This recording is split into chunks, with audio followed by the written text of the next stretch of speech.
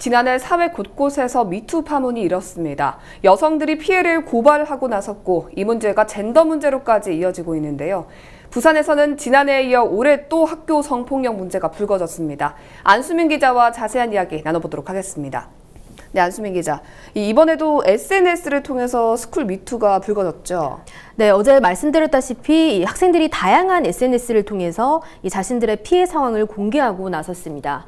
이 성폭력 고발이라는 별도의 공론화 계정을 만들고 다수의 사람들이 내용을 보고 공유할 수 있도록 했는데요.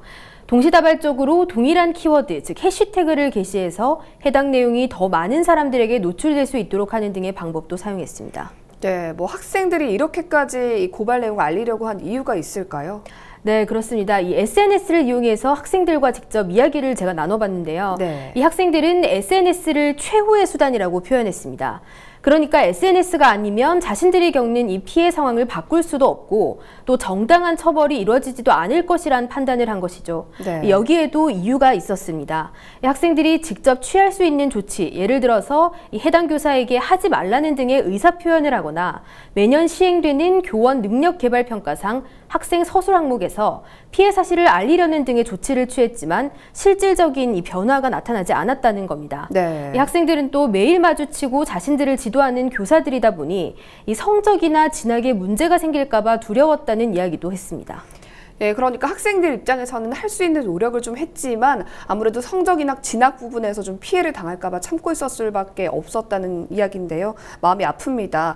지난해도 이런 사건이 있었지 않습니까? 네. 이후에 교육부를 비롯해서 부산시 교육청에서도 다양한 대책을 내놓은 것으로 알고 있습니다. 맞습니다. 학교 성폭력 사안이 발생했을 때 이것을 처리할 수 있는 별도의 매뉴얼이 생겼고 부산시 교육청도 올해 초 성희롱과 성폭력 근절 추진 계획을 발표하기도 했습니다.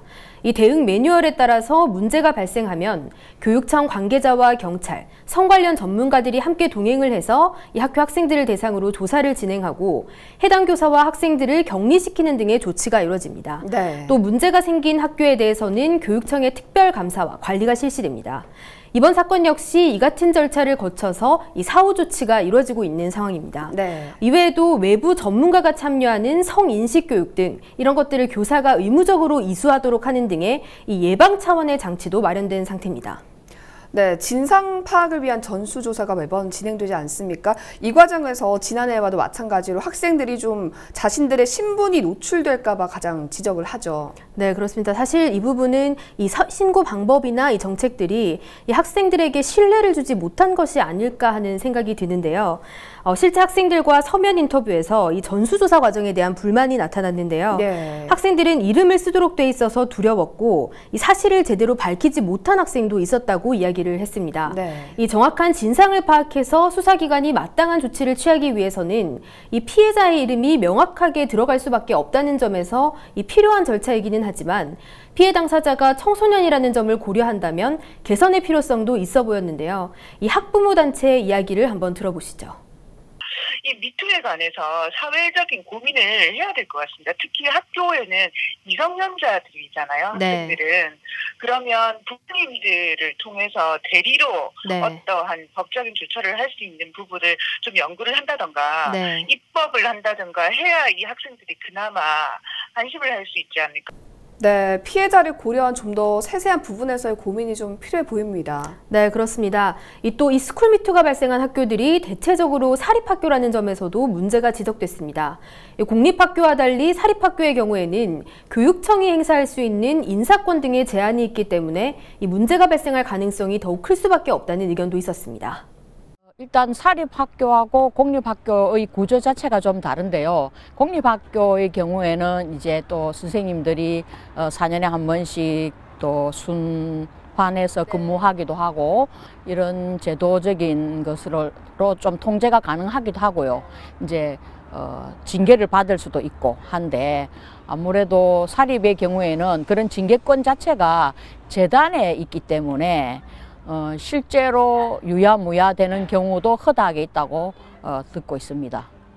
네, 다행히 사립학교 교원에 대한 징계 규정을 강화하는 내용의 사립학교법 개정안이 이번 달 19일부터 시행되면서 학교가 관할교육청의 징계 요구를 따르지 않으면 과태료가 부과되고 성 관련 문제의 경우 징계 의결 기간을 단축하는 등의 변화가 생겼습니다. 네, 아무래도 이 법 개정 이후에 어떤 변화가 따를지 좀 지켜봐야 되겠습니다. 하지만 그럼에도 불구하고 이 스쿨 미투를 근절하기 위해서는 교사들의 인식 개선이 가장 우선이겠죠. 네, 그렇습니다. 이 스쿨 미투 같은 경우에 졸업생들도 많이 동참을 하고 있는데요. 이로 볼 때 이 문제가 단순히 1, 2년 사이에 피해가 벌어진 것이 아니라 아주 광범위한 시기에 걸쳐서 유사한 행태가 이어져 왔다고 볼 수 있습니다. 일부 교사들이 마치 관행처럼 행해왔던 행태들이 이 문제가 되면서 수면 위로 드러난 것이라고 볼 수 있는데요. 네. 이 학생들의 이야기를 직접 인용해 보자면 이 세대가 변했고 과거에 제시하지 않던 것들이 실은 우리의 무지에서 비롯된 잘못된 일임을 깨닫게 된다. 학생 체벌이 이제 아주 심각한 폭력 사건으로 다뤄지듯이 여학생들에 대해 아무렇지 않게 행하던 비하 발언들도 오늘날 매우 심각한 성차별이 될 수 있다라고 이야기를 했습니다. 이 실제 교사들도 이 변화의 필요성에 대해서 이 상당히 공감을 하고 있었습니다. 주로 그 성인지 감수성 자체가 상당히 격차가 많이 나거든요. 그래서 이런 거는 어떤 문화적인 관점에서도 들여다봐야 될 것 같거든요.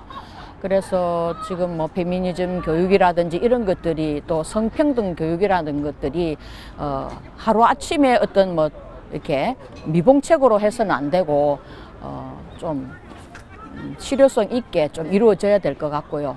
네, 이번 이 S여고 스쿨 미투에서는 13명의 교사가 가해자로 지목이 됐습니다. 아직까지는 뭐 좀 조사 단계지만 더 이상은 이런 문제가 좀 발생하지 않았으면 좋겠습니다. 네, 그렇습니다. 이 학생들은 자신들의 용기로 학교를 바꿀 수 있길 희망한다는 메시지를 전했는데요. 이 가해 혐의가 사실로 밝혀진다면 이 가해 교사들은 정당한 처벌을 받고 다시는 이 같은 일이 반복되는 일이 없어야 될 것 같습니다. 네, 여기까지 듣겠습니다. 안수민 기자 수고했습니다.